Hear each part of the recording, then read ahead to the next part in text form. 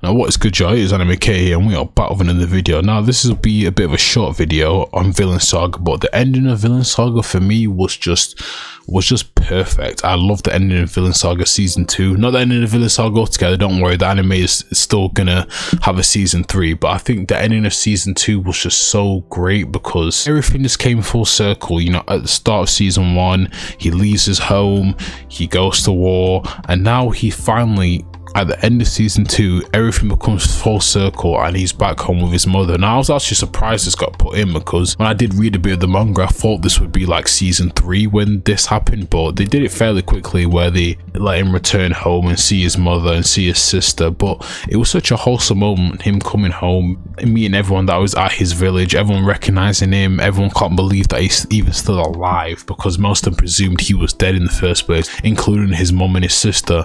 You know, and Master Leaf gets to finally complete the promise that he made to Thorfinn's father by bringing him home. But I just want to say, with season 2, I have a video explaining what it means. What it means to me, it just means self-improvement, self-care. No matter what age you are, you can turn your life around. And I think Vinland Saga for me, it was like a car ride on the highway. It was just slow paced.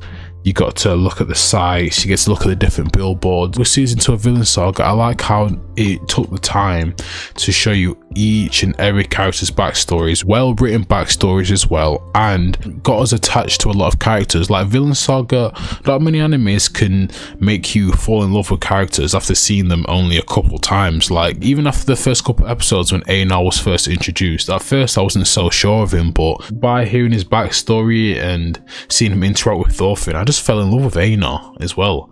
And even season 2 Thorfinn, at first I'll admit I was one of them people, I didn't like the change because it was very drastic and it was unexpected, but again I fell in love with him because I can relate to him. You know, he wants to change. It's just great seeing him smile for once and have fun. And now did season 2 kind of turn into a little bit of a slice of life? Yes, but from what I've seen, season 3 will be a lot more action of him going to actively change stuff and go on an adventure. And you know, he may even fight, because he's probably still gonna have to fight. Like his promise to never fight again, I just think, while it's a very fun promise, the perfect world, if no one fought, it would be amazing, but he's gonna have to fight. Even Thor's father, who didn't want to kill anyone, he still had to fight at least, you know, to stop the people that was trying to kill him. So he's at least gonna have to do that. So I feel like that's one part where Thor's kind of maybe messed up, where Thorfinn can kind of correct that, is don't let yourself just die, right? But I think we can expect a lot from season 3. I think season 2 just had the perfect ending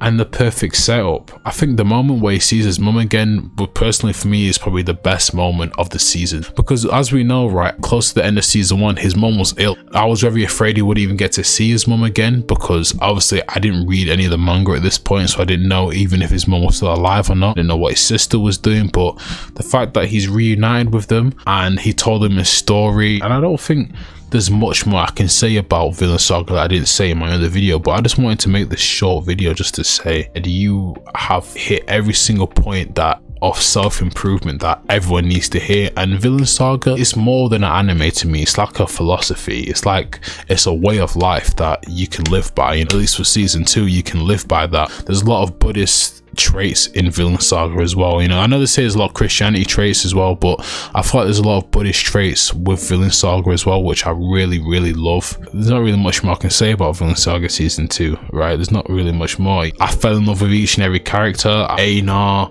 Snake, Arnaith, so many characters with such beautiful backstories. And you know what? It's sad that Arnaith didn't get to come with them to Iceland, but it just adds to the story. Arnaith's death showed us is that, look, even though Arnaith had the most, I mean, after her husband went into war, she had the most shittest life, you can still end up dying, and that's what war can do to people. But look, all I'm gonna say, I think I'll just leave by saying, look, Vinland Saga is peak, it's amazing, it's beautiful. Season 2 is amazing. If you have already, I'll say this again, if you haven't watched season 2 and you're watching this video, go watch season 2. It is amazing. And look, this has been Anime K, and peace. I am out.